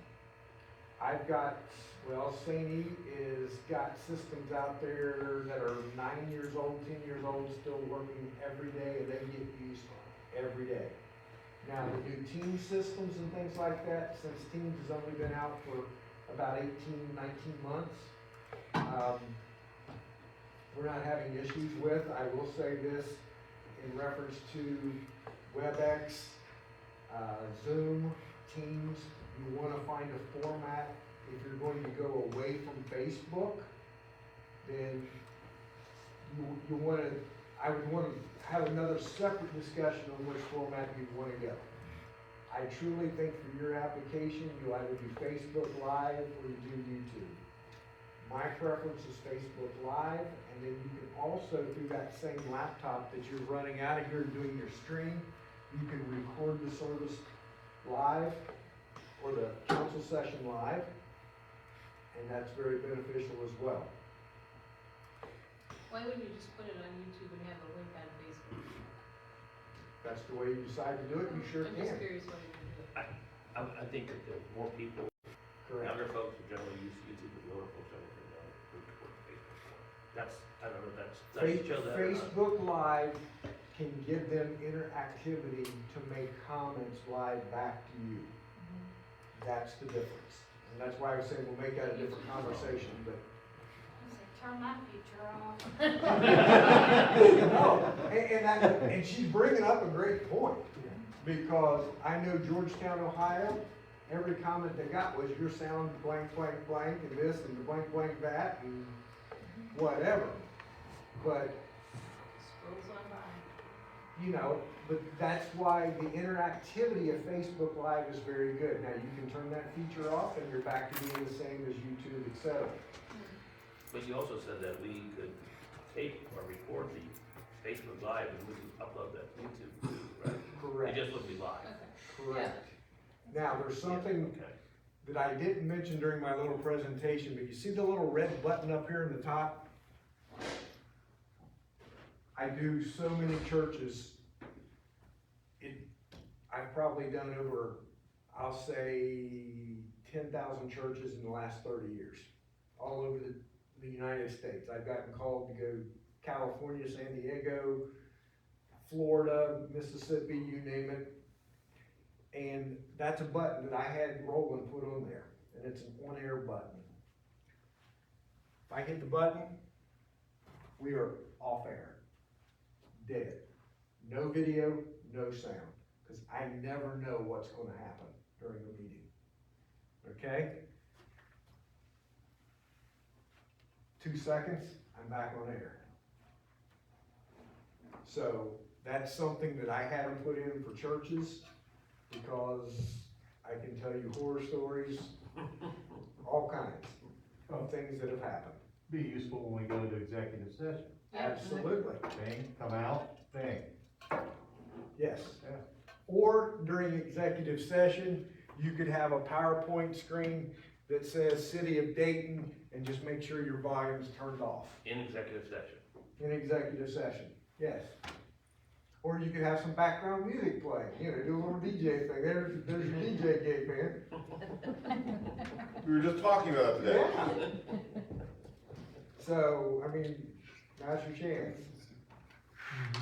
Playing So Cajun you said it's 18 till 20, but you're not sure if we really need that high of a quality of system, but you're showing us this because it's available as opposed to a cheaper system that we might need, it's not gonna be available for 6 months At minimum. at minimum. But these Yeah, are well- immediately available? Well, we've got the microphones. He's talking about just the microphones. Oh. Yeah, I'm just talking micro, What's this stuff is about $33,000 with a camera, with one camera. Is What that was the it- what was first the one? quote, Jay? You did 3,700, That's with 2 cameras. that's with 2 cameras, right? Mhm. And that's all the other, that's all the big. Now, that was with no installation for permanently installing it in a room though. Right. I mean, that was just doing what I did tonight. Come in, take the 10 minutes to set it up, as long as you don't have to. This. So like, how much would it be to get this all rolling, like by the next meeting, using these and whatever it is? Using those microphones, 3,700, or if we do, 3,700? let's do one camera and say 3,100. I don't know how much cameras are you. It's about right. Okay. That's a lot Well, why better not do deal 2 than cameras? Campbell County Media at Well, yeah. $39,000. I would do 2 cameras for that price. So what your concern is, what the quality of these microphones are going to. I just can't guarantee what that's gonna be. Now, in this room, like I said tonight, I have not noticed the dropout. I've noticed where people didn't turn the mics on, being observant, et cetera. But I have not heard the popping and cracking that we experienced down at Planning and Zoning. Now, if we all leave the mics on, does that cause an issue? Cause that's what we were Yes. told, so. So, It screams. yeah, when you have too many on, and you had some feedback earlier, it's because 5 of you had your mics on at the same time. Okay, and that's the difference between the type of system you have and what we call the smart system. The smart system knows when you're talking, it allows me to go in with the computer, set the system up, and I can say, okay, I want to allow up to 4 open microphones at a time. And again, then, let's say that Jeff, you're talking, and Joe, and Beth, and Jay. When you quit talking and Ben then talks, you get dropped from the queue first. Then it would be the 4 of those. And I can set that up to 8. Past that, we start getting in, and I'll give you enough physics here to first all be dangerous. It's the inverse square law. So if I've got before feedback, and I'm gonna use an arbitrary number of 80 decibels. If I have 2 microphones open, and Scott can help me on this, it's 1.5 dB drop between 2 microphones, then between 4 microphones, it's a 3 dB drop, then it's gonna be a 60 dB drop at 8 microphones, okay? That's why I like setting it at 4. You'll never hear that small of a dB drop out live or through your own sound system, okay? Yes? So you mentioned that some people were not turning on their microphones. Mhm. And last month we tried hooking the system up directly to the phone, and a lot of the meeting wasn't recorded because the microphones weren't turned on by certain individuals.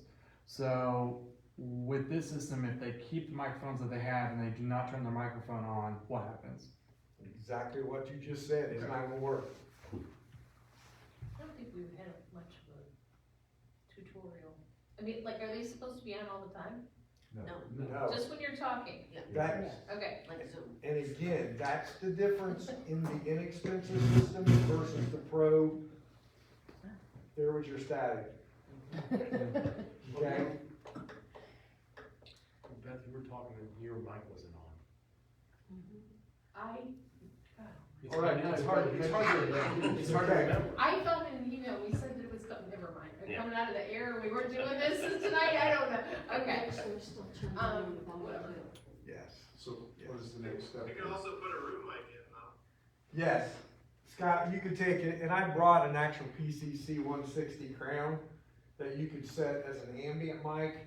The only problem you get into there, as you well know, the more microphones you have reflectivity wise, If you have everyone mic solid, then I would only use that when you do need the ambient mic.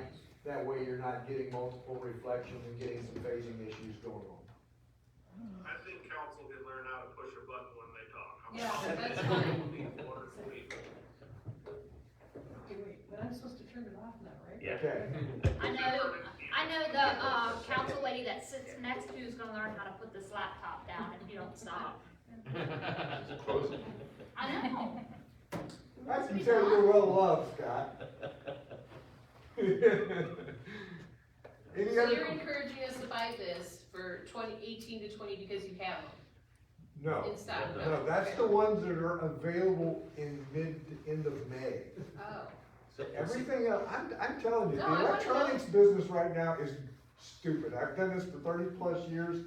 I've never experienced anything like what we're doing right now. I'm told 2023 on some amplifiers, some digital consoles, middle of 2023, before we're gonna see them. This is something that they have literally being manufactured right now, supposed to ship out the first week of April. They're allowing 6 weeks to get it through customs and in the hands of Shure in Illinois.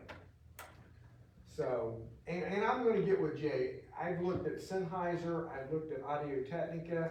There's other manufacturers that do the better systems that's not quite as fancy. And if I find something, I'll pass that information along to Jay as well. So if we wanted to use the system we have over there on the table with these microphones, we could do that for if we want to buy that, we could do that for the next meeting. Well, I gotta find out how you are coming out of the system back there. Okay. So is there a master output that you're utilizing to plug into your little speaker that gets everybody's microphone? This is two different systems. We bought the first set and it didn't have enough microphones, so we bought a second set. So there's two different receivers, and I just used a splitter and then put it directly into the speaker. Okay. I will confirm that. Okay. I think you could use it, but again, I just can't guarantee your quality.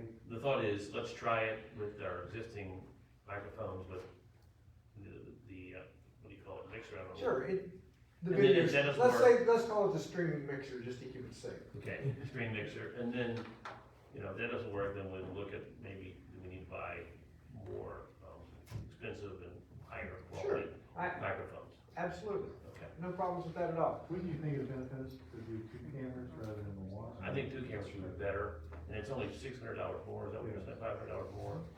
$645 more. The nice thing is that, we could have one, just a big shot of the council, but then we could have individuals talking, and they can be focused on them. Yeah. Whether you're at the podium, or the press station, or a city council. How many different presets do you have on that? You have 9 presets per camera, and what you can do, they're at the top of the remote, it'll say camera 1, so we would set this up as camera 1, we'd set your second camera up as camera 2, and then at that point, this young man back here has to remember that camera 1 preset, camera 2 preset, or whatever, and hit camera 2, then preset. So for example, if I hit camera 1 preset, go to 4,